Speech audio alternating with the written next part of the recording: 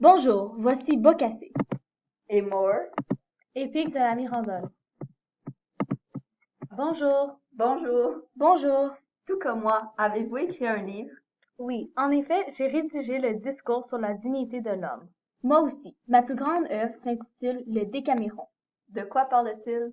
Mon œuvre place l'homme au centre du monde et maître de sa destinée, ce qui va à l'encontre de la pensée médiévale qui place Dieu comme sa première préoccupation. Mon roman est un recueil de 100 nouvelles, écrites en italien entre 1349 et 1353. Mon œuvre est célèbre pour ses récits de galanterie amoureuse, qui vont de l'érotique au tragique. Chaque histoire met en scène des personnages de la réalité contemporaine, comme les marchands, les notaires, les banquiers, les artisans, les gens du peuple, etc. Et vous, Moore, de quoi parle votre plus gros chef-d'œuvre? Mon livre brosse la société idéale. Dans cette société, les femmes ne seront plus des femmes au foyer, il n'y aura plus de mendiants, de valets, de prêtres ou de nobles. Cette société ne paiera pas d'impôts, celle-ci ne sera plus victime de misère et il n'y aura plus de vol dans cette société qui se nomme l'utopie. Mais Moore, vous pourriez me dire ce que signifie le mot utopie?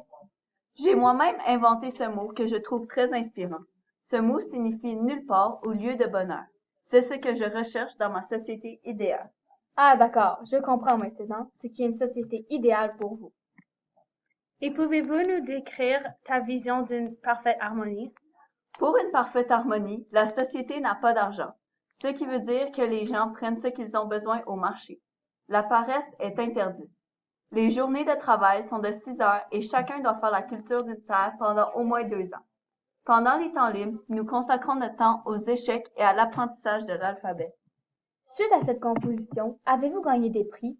Moi, je fus déclaré comme l'un des créateurs de la littérature italienne. Malheureusement, moi, je n'ai pas été honoré pour ce livre.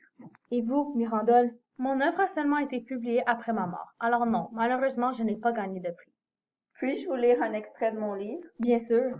La nature, disent-ils encore, invite tous les hommes à s'entraider mutuellement et à partager en commun le joyeux festin de la vie. C'est pourquoi les utopiens pensent qu'il faut observer non seulement les conventions privées entre simples citoyens, mais encore les lois publiques qui règlent la répartition des commodités de la vie. Impressionnant. Et quelle langue parlez-vous? Moi, je parle l'anglo-normandin. Et moi, je parle grec et italien. Et vous, Mirandole? Je parle le latin, le grec, l'arabe, l'araméen et le hébreu. Wow, impressionnant! Avez-vous enseigné dans un quelconque domaine? Oui, moi j'ai été le premier à enseigner le grec ancien, dans la ville que je suis née, c'est-à-dire Florence en Italie. Moi aussi, je fus l'initiateur des études hébraïques.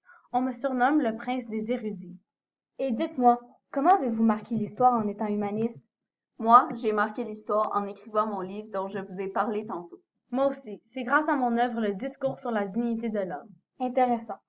Moi, c'était suite à mon œuvre Le Décaméron, que j'ai écrite après la grande pièce de 1348, dont je vous ai également parlé tantôt. Au plaisir de vous revoir. Bonne journée, au revoir.